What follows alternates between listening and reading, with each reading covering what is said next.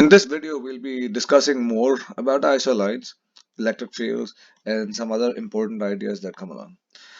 Now, one of the characteristics of isolines when you draw them is to draw them such that the potential difference between successive lines is always constant. So, for example, in the previous video, you may have noticed that I had, say, for example, v equal to 0, then we say drew v equal to 10, and then the next line was v equal to 20, and then the next one would be v equal to 30, and the same thing on this side, now minus 10 volts, and then minus 20 volts, and then minus 30 volts, and so on. Okay, so we draw it this way so that it kind of gives us a sense of what these things are supposed to look like. Okay, so we ask the question, in the case of positive point charges or a negative point charge, how are the how do we draw the isolines? Okay, or how do we draw successive isolines where the potential differences are constant? Okay, so for example, here are three pictures that I have. Which of these three are the correct one? In this case, in case one, the isolines are equidistant. Okay, so these each the distance between two successive circles is constant. In this case, the distance between successive isolines increases. So here the distance increases. Okay, and in this one the distance decreases. So we ask the question, which one would be the correct isoline? Which one would be the correct picture for isolines? Okay, so let's take a simple situation and let's try to figure out how far these isolines must be. So what we'll do is let's take a charge of let's take a positive 5 nanocoulomb charge, which is 5 times 10 to the minus 9, and let us find the positions at which, or the radii of these isolines where the voltages are going to be, let's say, 150 volts, V2 100 volts, and then V3 is equal to, say, 50 volts. Now if you look at the differences, the difference between V1 and V2 is 50 volts, okay, and then the difference between V2 and V3 is also equal to 50 volts. So actually, we could just reverse the order and we'll call this V3, 2, and 1. Okay, so yes, no, actually, let's just keep it the way it was. V1, V2, V3, because as you go away from the charge, the potential is going to decrease. All right, so this all makes sense. So what I'd like you to do, pause the video and find each of the three distances, okay? And then we'll come back and we'll try to match whether these distances are correct or not. All right, so I'm assuming that you've done the work, and here is what I have. So for the first one, I would have 150 equals 9 times 10 to the 9 times 5 times 10 to the minus 9, and then divided by some R1. Okay, and if I solve this correctly, I would get R1 is equal to 45 divided by 150, which is 0.3 meters. Okay, in a similar manner, if I were to find the distance of the second equipotential, then I would get 9 times 10 to the 9 times 5 times 10 to the minus 9 over R2, and this would give me R2 is equal to 45 over 100, which is equal to 0.445 meters. So far the distance between these two lines is 0.15 meters. Okay, let's find the location of the 50.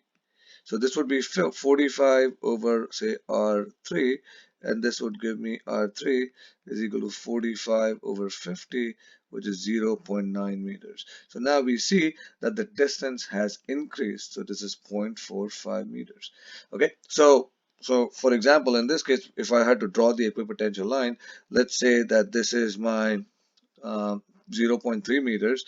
This is my the next one. So this is my V1, this would be my V2, but now V3 I have to draw it uh, almost like 3 times this distance. Okay, so 3 times the inner distance. So this is where how V3 would be. So now if you look at this picture, you can easily identify the correct picture for the isolines, and it would be the one in the middle, because if you look at this, the successive lines, okay, they go the distance is increasing between two successive lines, okay, as you go away from the charge. All right, so this was one concept that was important. Now here's another one that we need to also talk about. Let's take two plates, two large plates, and let's say that one plate carries a positive charge, okay, and the other one carries a negative charge. Okay, the first question we ask is, what is the direction of the electric field in between the plates? Now, you all know the electric field lines are going to point away from a positive charge and towards a negative charge. So we can draw these lines like so. Okay. Now, a couple of interesting, important things that you need to know. One is when you have two large plates, okay, or if the plates are not large, but the distance between the plates is small compared to the dimensions of the plate itself.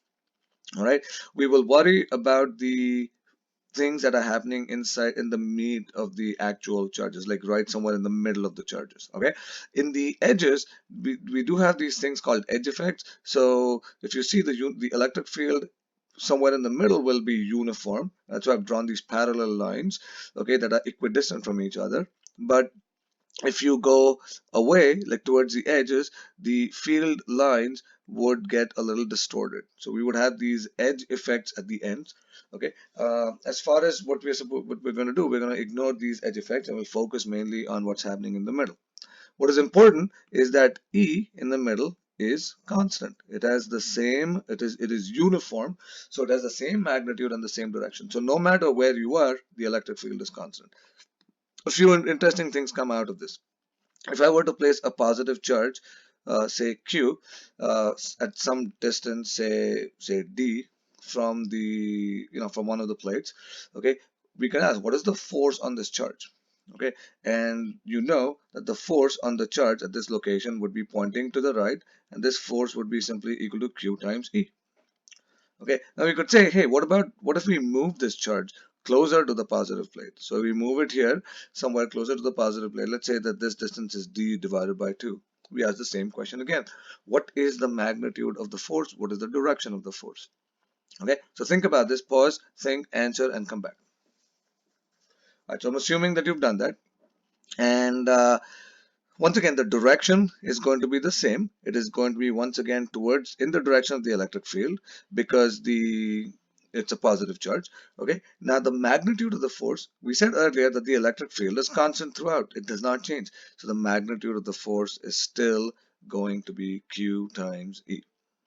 Okay. So this is important. This is something that we need to understand properly. Now, another idea that comes out of this is if you have two plates, say this one's a positive plate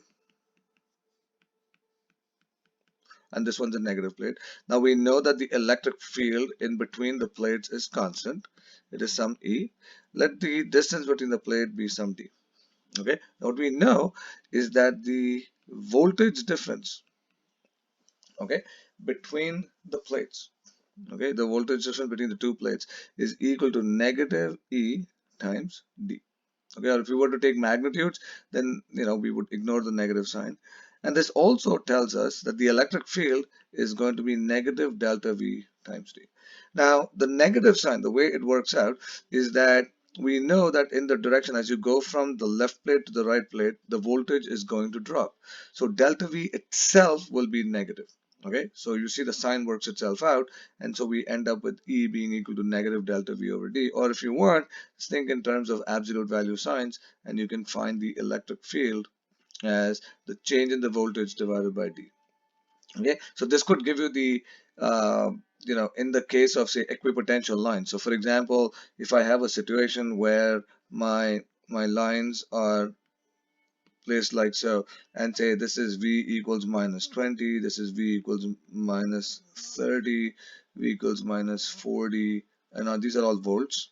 Okay, and then V equals minus 10, and then V equals 0. And I say that I have a the these 2 points in the potential, and I take another point somewhere in the middle and ask what is the average electric field at this point P. Okay, now We do not know exactly how these potential lines change, but we can find the average value of the electric field. And between these two plates, okay, if we know the distance, let's say that the distance between these two lines is about point, somewhere in, from A to B is about, say, 0.2 meters.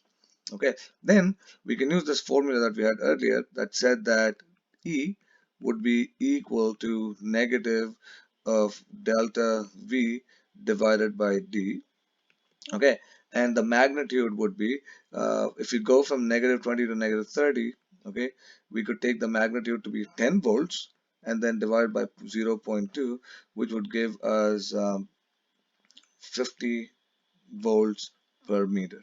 So this will be the magnitude of the electric field, and we can find the direction of the electric field very easily because we know that the electric field points in the direction of decreasing potential. So in our case, the electric field at this point would be pointing to the right. Okay, so hopefully these ideas are clear and you're able to solve the problems that will be posted later on.